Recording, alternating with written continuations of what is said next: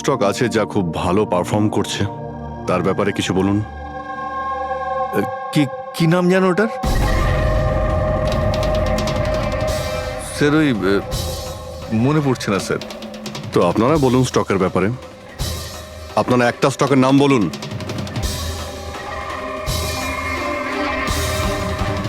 কি হচ্ছে কি এইখানে? হ্যাঁ, স্যার সত্যি বলতে এখানে আমরা কেউই কাজ করি না।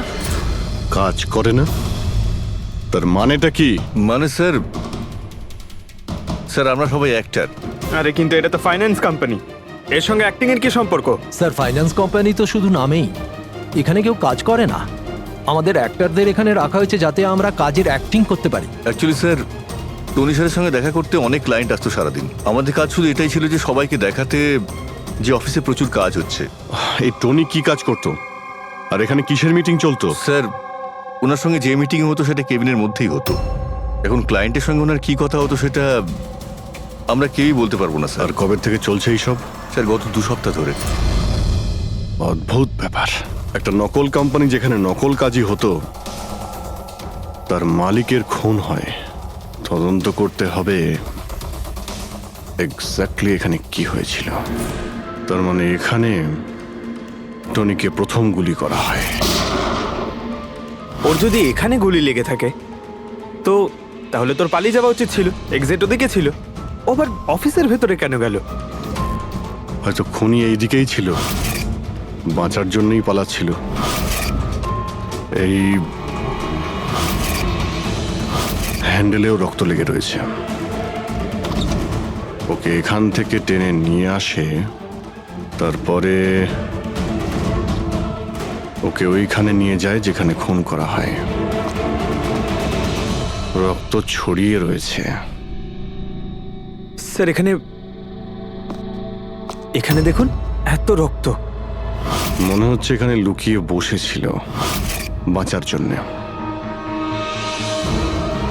আর খুনি আসে, তারপরে ওকে ওখানে নিয়ে যায় যেখানে ওকে খুন করে। স্যার স্যার ওই দেখুন, জলের বোতল। স্যার জলে তো মনে হচ্ছে স্যার। জলেরই তো বোতল, কিন্তু বোতলে রক্ত, বোতলটা হাতে ছিল নাকি এটা দিয়ে মেরেছিল?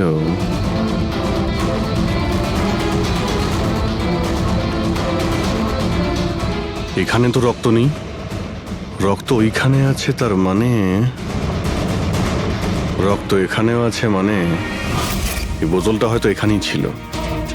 ও এখানেই লুকিয়েছিল, মানে বোতলটা হয়তো হাতে নিয়েছিল বাঁচার জন্য এখানে, আর ওখানে যাওয়ার সময় পড়ে যায়। এখানেও রক্ত, ওখান থেকে আসে, মানে এখানে হাত দেয়। আর স্যার হ্যাঁ, এখানে তো ব্লাড ট্রেল রয়েছে।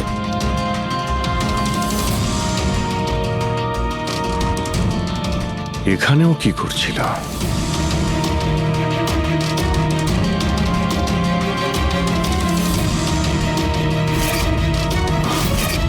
এখানে হাতের চিহ্ন আছে, এখানেও রক্ত আছে, এখানেও হাতের চিহ্ন আছে। কিছু ধরছিল নাকি? আরে কি ঠিক আছো? হ্যাঁ স্যার।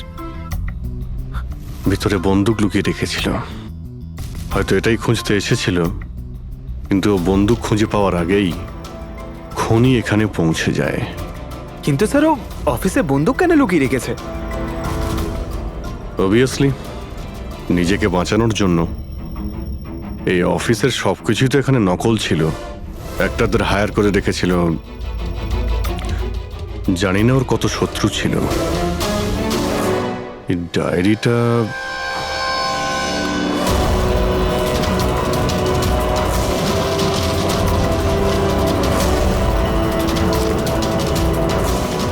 স্যার কোড ওয়ার্ড মনে হচ্ছে।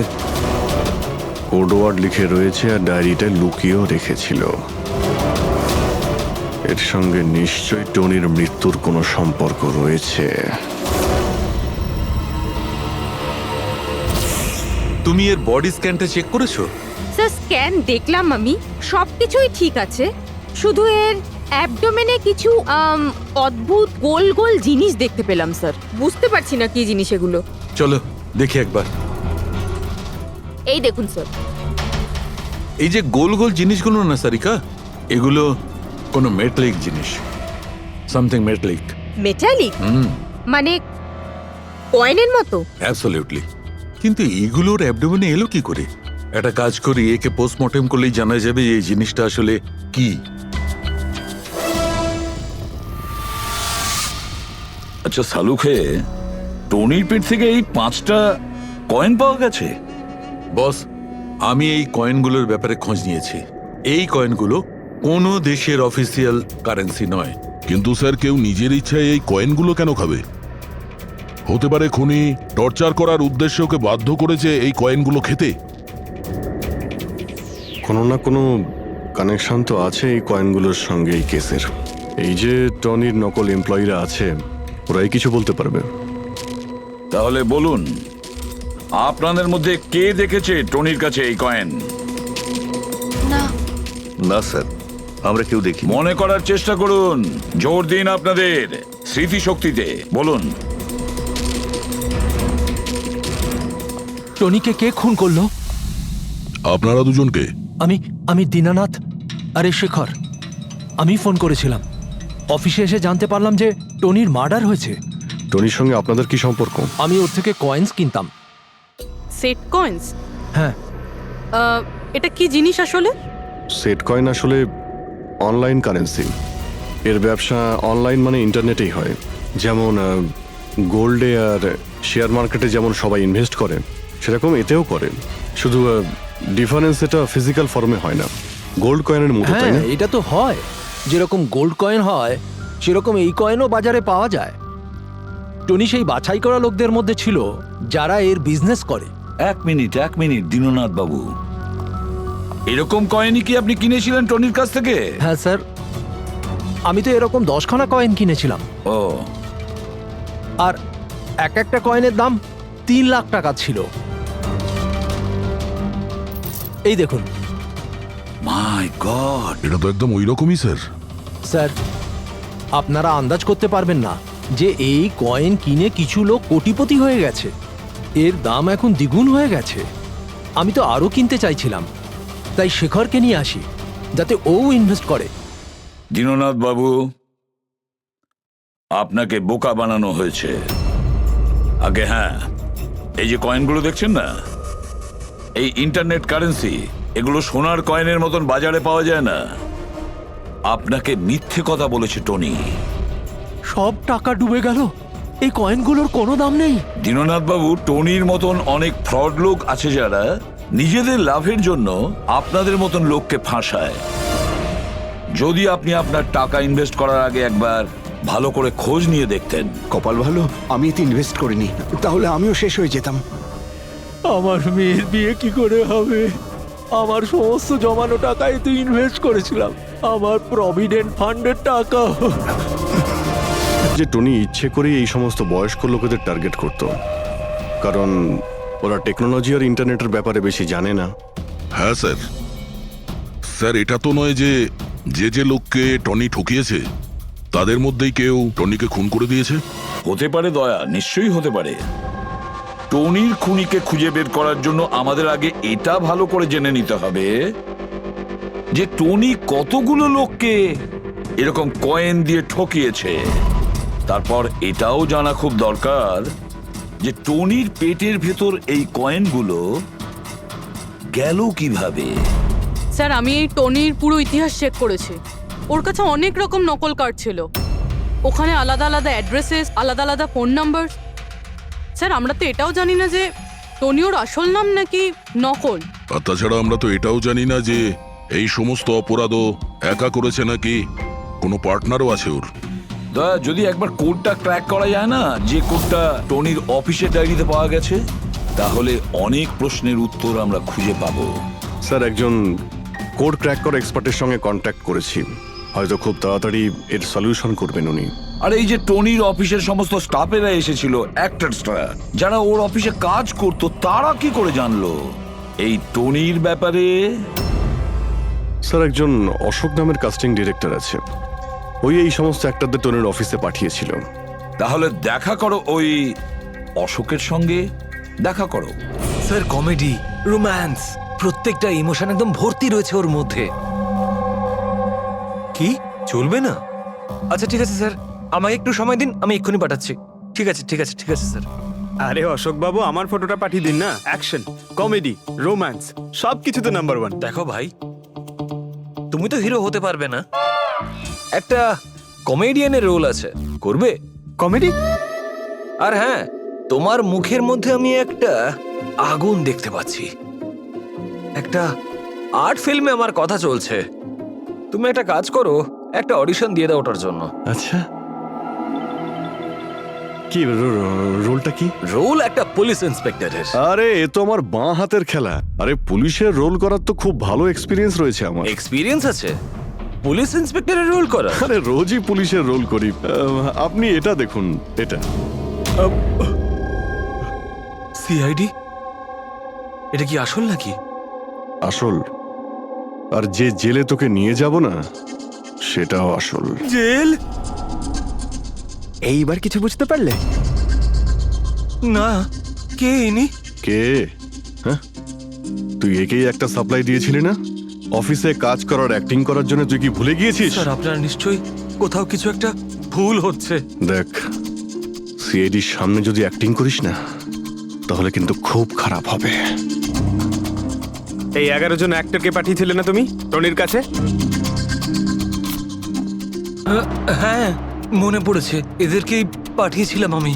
কিন্তু স্যার, কাজ করার অ্যাক্টিং এর জন্য পাঠাইনি, বরং টনি আমাকে এটা বলেছিল যে ও একটা শর্ট ফিল্ম তৈরি করছে আর ওর কিছু স্ট্রাগলিং অ্যাক্টরসের প্রয়োজন। যে অ্যাক্টরদের তুই পাঠিয়েছিলি, তাদের ইউজ করেও খুব বড় একটা ঘোটালা করেছে।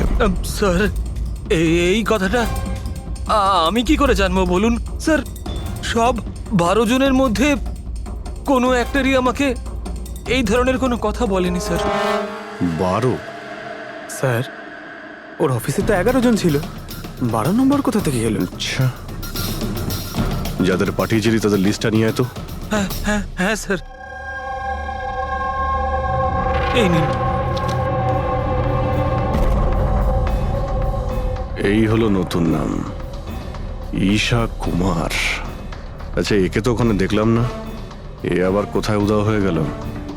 স্যার, এই কেসে প্রশ্ন বেশি উত্তর কম, আর ওই কোডগুলো ক্র্যাক হচ্ছে না এখনো। স্যার, রীনা দেবী, আপনি আমাদের টনির বাড়িতে কেন ডেকেছেন? আর হ্যাঁ, ওই কোডগুলো সব সলভ করতে পেরেছেন? খুবই কঠিন কোড স্যার, উইদাউট সাইফারে এটা প্রায় অসম্ভব বলতে পারেন। সাইফার? এই সাইফারটা আবার কি জিনিস? সাইফার আসলে এমন কোনো বই বা ডায়েরি হয় যার মধ্যে এই কোডগুলোর সমাধান লুকিয়ে থাকে। ফ্রেডি, যেমন আন্ডারওয়ার্ল্ডে জিনিসপত্রের নাম কোড দিয়ে ইউজ করা হয়, যেমন বন্দুককে ঘোড়া বলে আর কাক মোবাইলকে বলে। এই সমস্ত কোডস একটা সাইফারে থাকে। যদি এই সাইফার পেয়ে যাই, তাহলে সমস্ত প্রশ্নের উত্তর পেয়ে যাব। স্যার, আমার মনে হয় টনি এই সাইফারকে এমন কোনো জায়গায় রাখবে যেখান থেকে ও খুব সহজেই দেখতে পারবে বা পড়তে পারবে। কিন্তু স্যার, ওর অফিস তো খুব ভালোভাবে চেক করেছিলাম, ওখানে তো কিছুই পাইনি। তাহলে হতে পারে টনির বাড়িতে পেতে পারি। এই দেখুন স্যার, একটা অদ্ভুত চিহ্ন রয়েছে এখানে, হয়তো এই চিহ্নটা কোডেরই কোনো ইম্পর্টেন্ট পার্ট। তাহলে এই চিহ্নের রহস্যটা এখানেই কোথাও হবে। রুমের এক একটা কোণা চেক করি।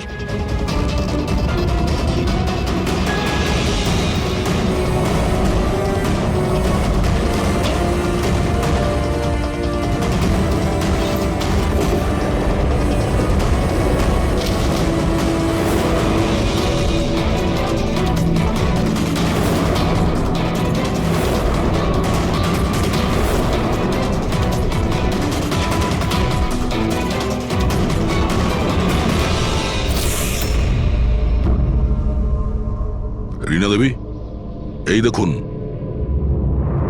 এই বইটাও ঠিক ওই রকমই চিহ্ন আছে।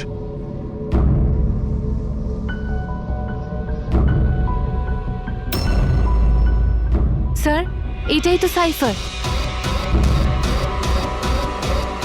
এই দেখুন, এই পেজে শুধুমাত্র 7টা সেন্টেন্স রয়েছে, আর এর প্রত্যেকটা সেন্টেন্সের ফার্স্ট ওয়ার্ডকে হাইলাইট করে দেখি।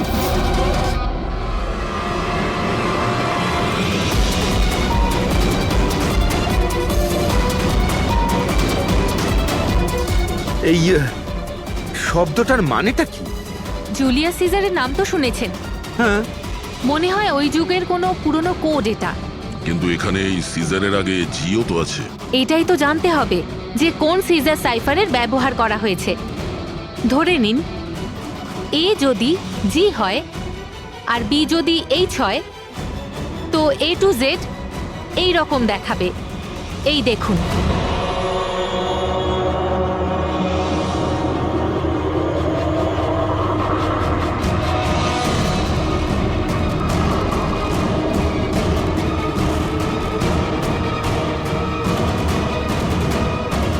এটা হয়ে গেছে। এবারে আমরা এটা ফলো করে দেখি যে আমাদের কোডের মানে কি বেরোলো। আর আমাদের প্রথম কোড হলো SUNGTQASGX-10। এবারে আমরা ম্যাচ করে দেখব। SMUONHAN।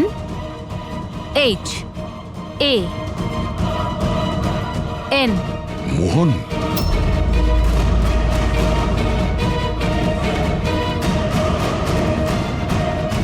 আপনার প্রথম কোডের মানে হলো মোহন কুমার 10। স্যার, এই মোহন কুমার নামে তো কোনো মানুষ নেই এই কেসে। যদি না থাকে তো খুঁজতে হবে, আর বাকি যে সমস্ত কোড আছে ওগুলো ডিকোড করতে হবে। প্লিজ কুনাল, তুমি একটু বোঝার চেষ্টা করো।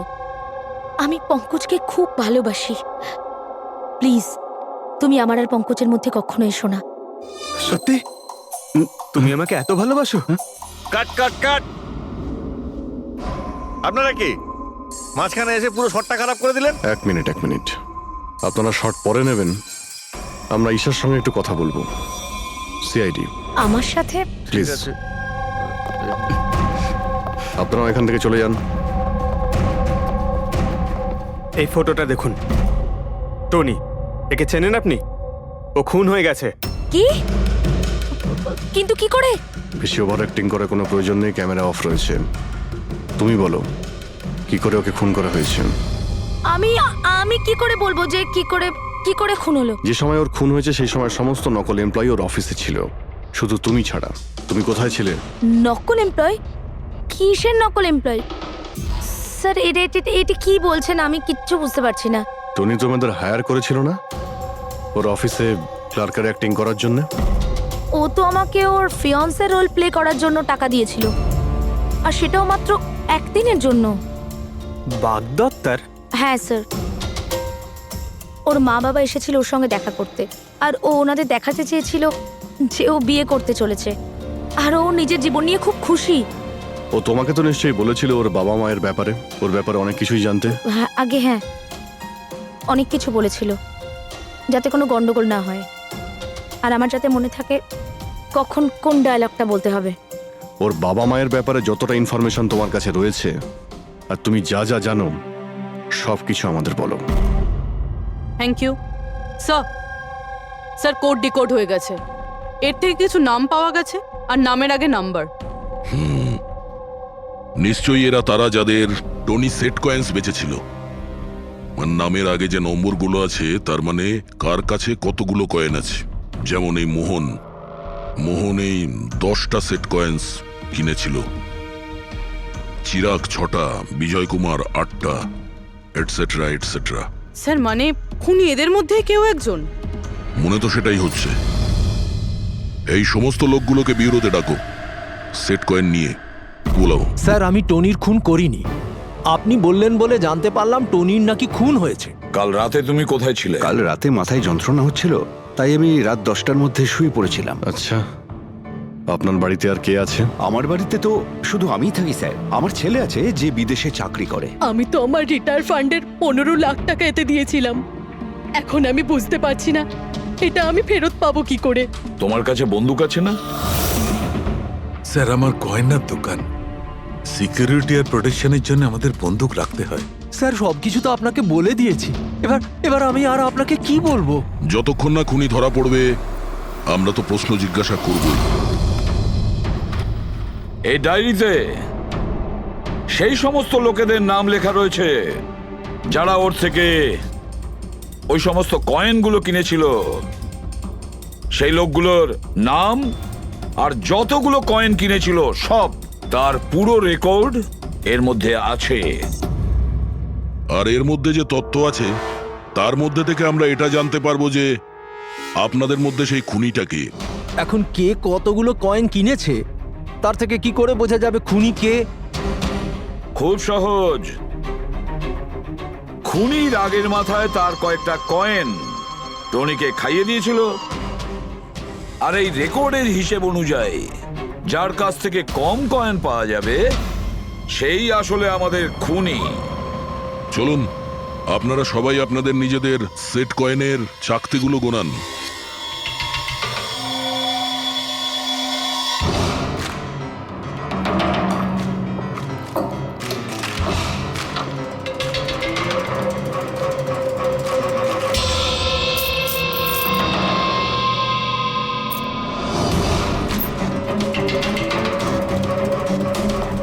স্যার, কয়েনগুলো ঠিকই আছে, একটাও কম নেই। কারোর কাছেই কম নেই?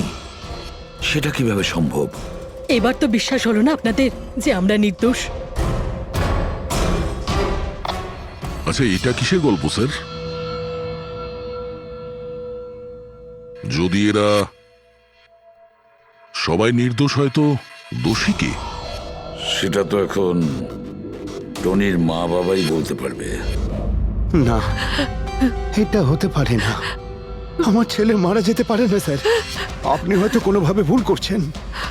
আমাদের ছেলে তো এতটাই সৎ ছিল যে কারোর থেকে একটা টাকা পর্যন্ত নিত না, আর আপনি বলছেন ও সবাইকে ঠকিয়েছে। আমি জানি এটা কোনো বাবা মাই শুনতে পছন্দ করবেন না, কিন্তু টনির সঙ্গে কারো কি কোনো শত্রুতা ছিল?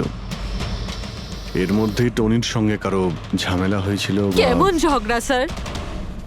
ও এতটাই বিজি থাকতো যে আমাদের সঙ্গে দেখা করারও সময় পেত না। 3-4 মাস গ্যাপ দিয়ে বাড়িতে ফিরতো। দেখা করতে আসতো না মানে? মানে হলো ও অনেকগুলো জায়গায় অফিস খুলেছিল। কোথায় আর কোথায় ওর অফিস রয়েছে জানেন? দিল্লি, পুনে। যে যে শহরেই টনি থেকেছে কোনো না কোনো ঘোটালা তো নিশ্চয়ই করেছিল। ওর ব্যাপারে ভালো করে খোঁজ নাও, ওর পাস্ট লাইফের। স্যার, হ্যাঁ স্যার, দিল্লি আর পুনের পুলিশ অফিসাররা ভিডিও কনফারেন্সে আছে। গুড।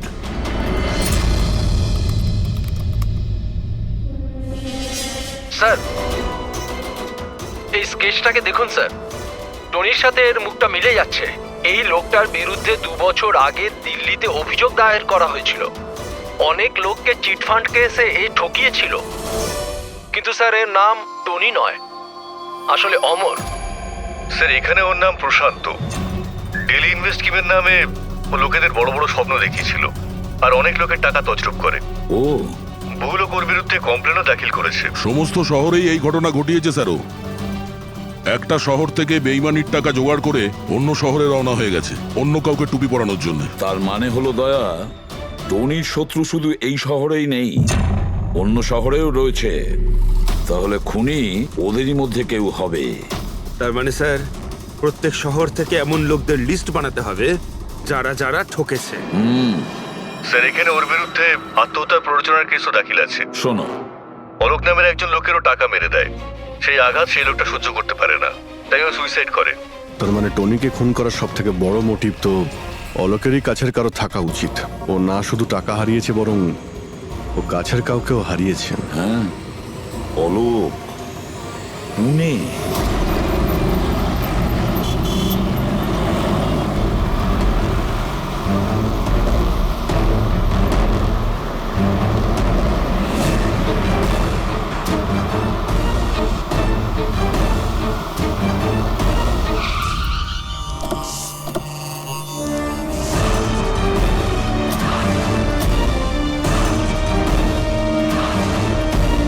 মনে হচ্ছে অলোকের বউ সরিতা বাড়িতে নেই স্যার। হ্যাঁ দয়া, আজ সকাল থেকেই নেই। আজকের পেপার আর দুধ। পঙ্কজ স্যার একটু গিয়ে প্রতিবেশীদের কাছে জিজ্ঞেস করো তো। এক্সকিউজ মি, হ্যাঁ আমি officer Pankaj, CID officer. Hello sir, আমি পুনম। হ্যালো, এই সরিতা যে এখানে থাকে, হ্যাঁ হ্যাঁ, ওকে কোথাও বাইরে গেছে? আপনি জানেন কিছু? সেটা তো জানি না।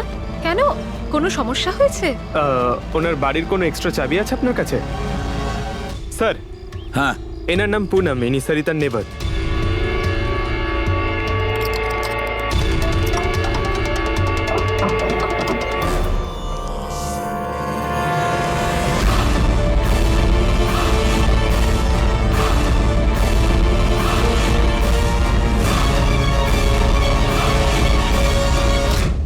যেভাবে এই ঘরের মধ্যে জিনিসপত্র ছড়িয়ে ছিটিয়ে আছে, মনে হচ্ছে কাল রাত্রে এখানে কিছু হয়েছে।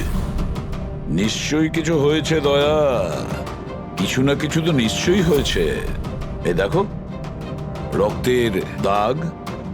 এটা দেখে মনে হচ্ছে কাউকে এখান থেকে টেনে হিচড়ে নিয়ে যাওয়া হয়েছে। স্যার, কেউ আবার ওকে কিডন্যাপ করে নেয়নি তো? পুনম, হ্যাঁ স্যার। ওকে তুমি শেষবার কখন দেখেছিলে? স্যার, রাত 2টো নাগাদ, যখন আমি নাইট শিফট করে বাড়ি ফিরছিলাম।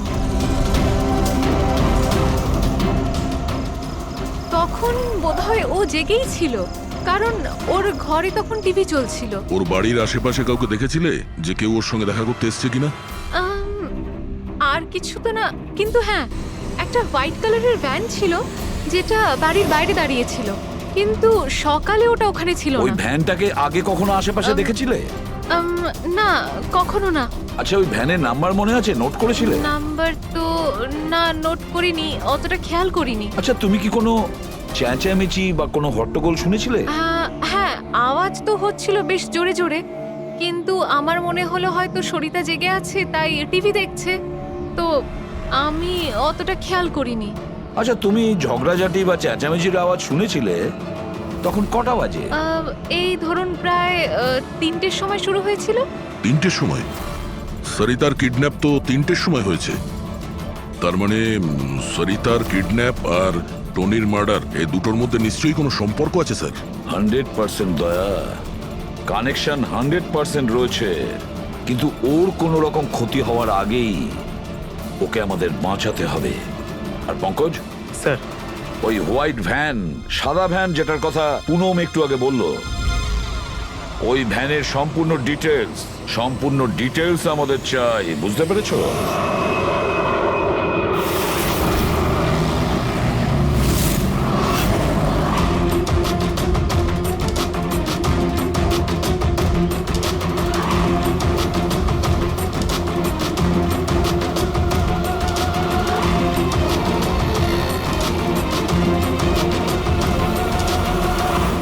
স্যার, হোয়াইট ভ্যানটা এই রাস্তা দিয়ে ক্রস করেছিল।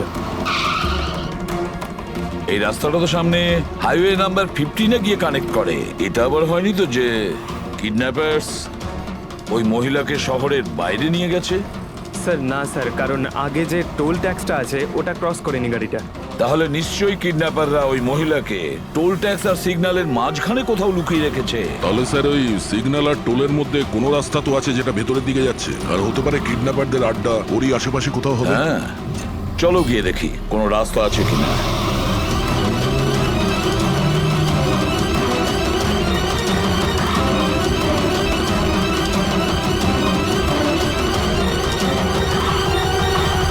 স্যার, এই একটা রাস্তা আছে যেটা ভেতরের দিকে যাচ্ছে। চলো গিয়ে দেখি।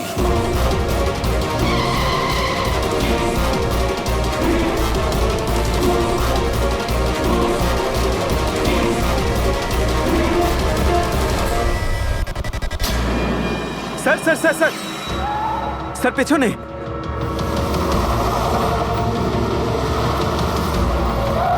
ওই দেখুন স্যার।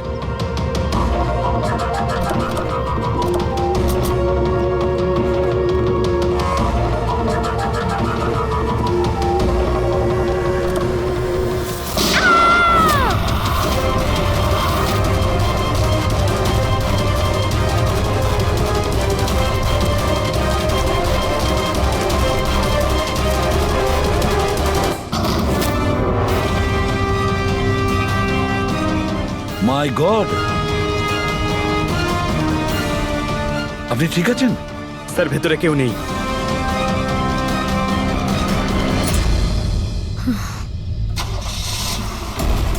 স্যার মনে হচ্ছে খুনি গাড়ি নিয়ে পালিয়ে গেল। গিয়ে দেখো স্যার। এই!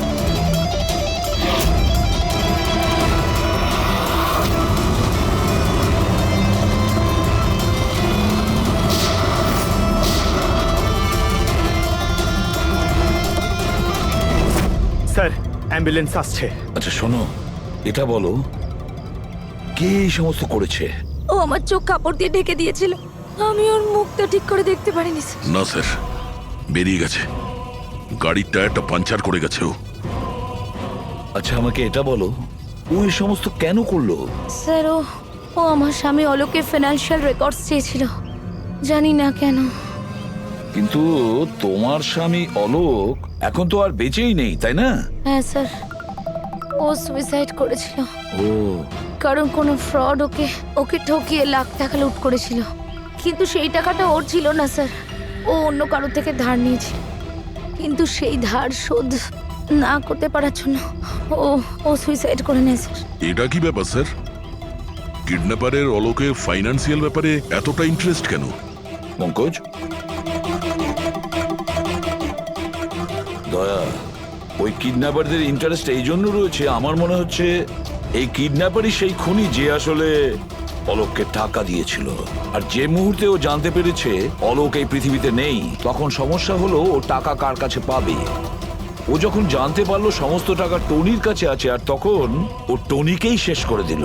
আর তারপরে ওকে যেন কেউ সন্দেহ না করে, সমস্ত প্রমাণ লোপাট করার জন্য ও এই মহিলাকে কিডন্যাপ করে আর ওকে জিজ্ঞেস করে যে অলোকের ফাইন্যান্সিয়াল রেকর্ড কোথায় আছে।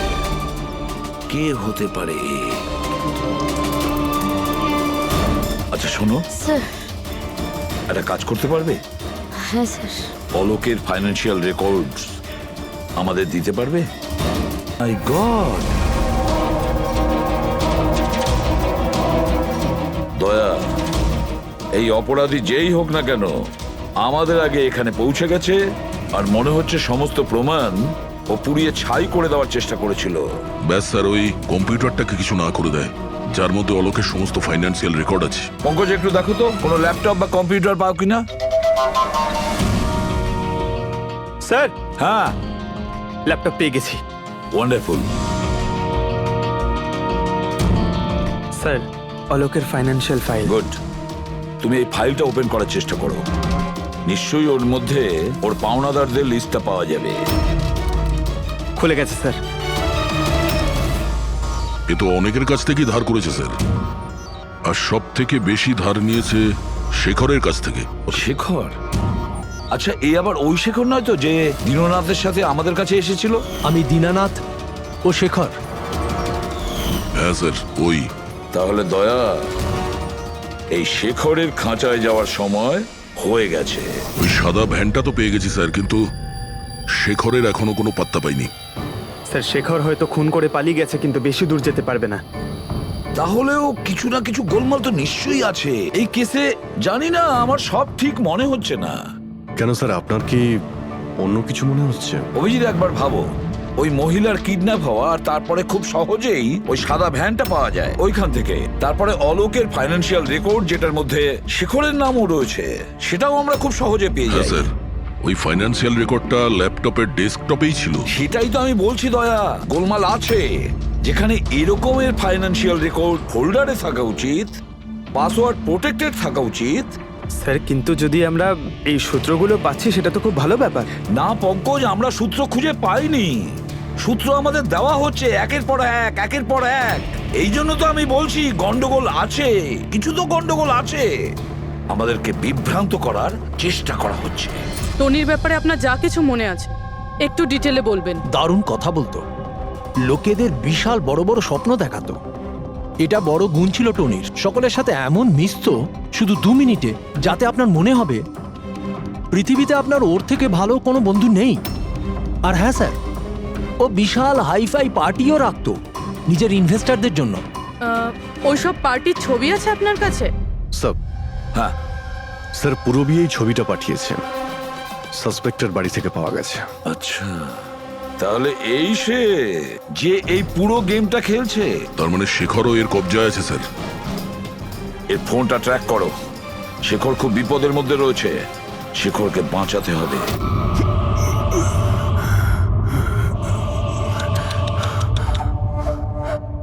এবার তো তোমাকে ভগবানও বাঁচাতে পারবে না শেখর। সিআইডি সমস্ত প্রমাণ তোমার বিরুদ্ধে পেয়েছে। একটা ট্রিগার প্রেস করেই তোকে মেরে ফেলবো আমি, আর ওদের সবার মনে হবে যে তুই দেশ ছেড়ে পালিয়ে গেছিস। না না, এরকম করো না প্লিজ, আমাকে আমাকে মেরো না। আমি সত্যি দেশ ছেড়ে চলে যাব। আমি তোমার নাম কাউকে বলবো না, আই প্রমিস। আরে শেখর, তুমি বুঝতে পারছো না, তুমি আমার মুখটা দেখে ফেলেছো। এবার আমি তোমাকে ছেড়ে দেওয়ার মতো বোকামি তো করবো না, এই জন্য তোমায় মরতে হবে। আমাকে আমাকে প্লিজ প্লিজ মেরো না। আমাকে কে আছো? প্লিজ বাঁচাও আমাকে। কে আছো? প্লিজ বাঁচাও আমাকে, বাঁচাও আমাকে, বাঁচাও।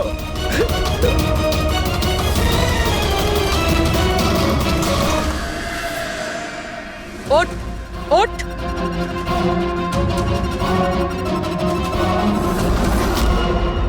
স্যার, আমি রিটা, টনি স্যারের সেক্রেটারি। তোমার থোবড়া তো আমরা দেখেই নিয়েছিলাম মিস রিতা। আমি তো কোনো প্রমাণ, কোনো সাক্ষী কিছুই রাখিনি। তাহলে আপনারা কি করে জানতে পারলেন? এই ফটোর জন্য তুমি আমাদেরকে বলেছিলে যে তুমি টনিকে গত 2 সপ্তাহ ধরে চেনো। তাহলে 2 বছর আগের এই ফটোতে তুমি কি করছো? এটাই অনেক কিছু বলে দিয়েছে। এবার বলো, তুমি তোমার বস টনিকে কেন মারলে? টনি আমার বস ছিল না, আমি টনির বস ছিলাম। কিন্তু তুমি তো সেক্রেটারি সেজে ঘুরছিলে, সেটা কি ব্যাপার? আসলে ওটা শুধুমাত্রই একটা নাটক ছিল, সবাইকে দেখানোর জন্য। আসলে তো সমস্ত প্ল্যানটাই এই ব্যাপারে আমার ছিল। টনিকে তো শুধু আমি সামনে রেখেছিলাম, যাতে কোনোদিন যদি ধরা পড়ে যাই তাহলে টনিকে ফাঁসিয়ে দেব। তাহলে টনিকে খুন করে নিজের পায়ে কুড়ুল কেন মারতে গেলে?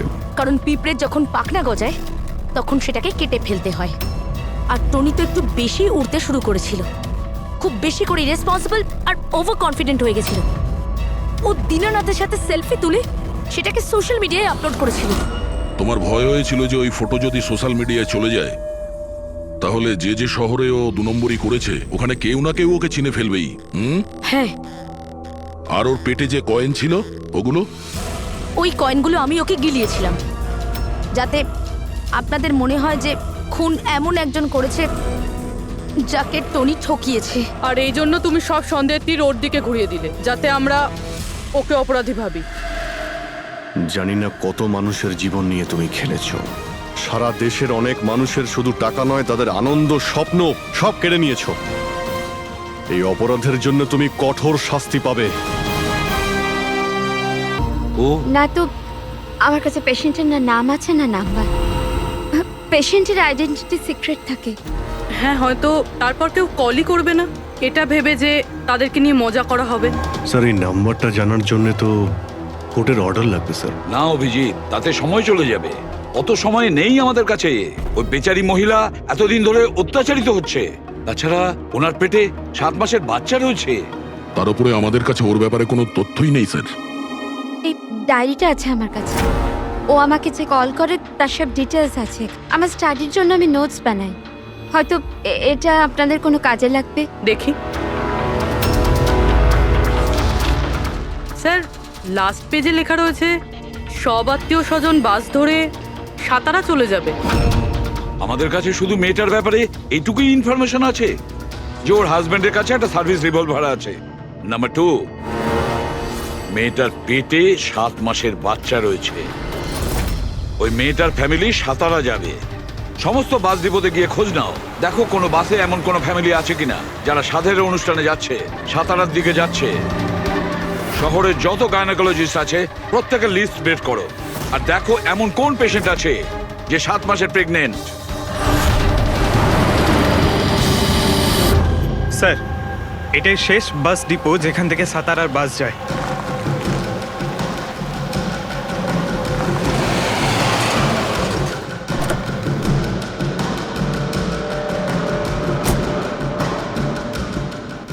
দাদা শুনুন। 1 মিনিট দাঁড়া।